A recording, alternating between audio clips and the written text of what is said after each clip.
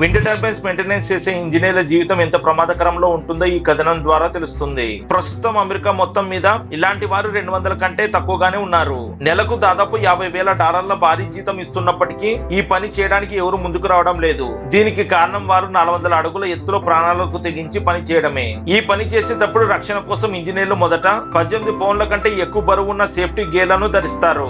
ఇందులో dual safety lines మరియు guided rainfall arrester ఉంటాయి. వారి సేఫ్టీ లైన్లను టవర్ లోపల ఉండే ఉక్కు కేబుల్ సిస్టమ్ కు గట్టిగా బిగిస్తారు.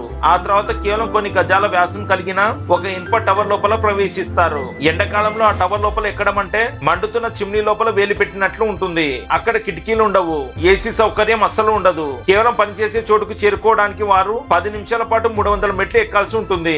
వారు నిలబడే చోట కేవలం ఒక చిన్న మెటల్ ప్లాట్ఫామ్ మాత్రమే ఉంటుంది. ఒకవేళ గాలి వేగం గంటకు 30 మైళ్ళ కంటే ఎక్కువ పెరిగితే టవర్ పై భాగం విపరీతంగా ఊగడం మొదలవుతుంది. అంత ఎత్తులో కనీసం సరిగ్గా నిలబడడం కూడా సాధ్యం కాదు. ఒకవేళ పొరపాటున ఏదైనా కింద పడితే వారు ప్రాణాలతో మిగిలే అవకాశం సున్నా.